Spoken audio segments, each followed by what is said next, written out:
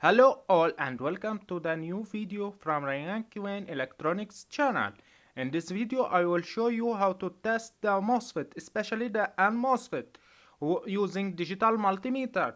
First, we connect the black probe to the gate and the red probe to the drain and source simultaneously. It shows open loop. Then second, we connect the black probe to the drain and the red to the source. It gives the diode opens. Now we reverse the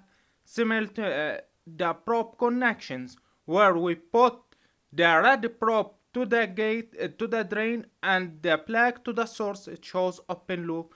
Then it's a good MOSFET.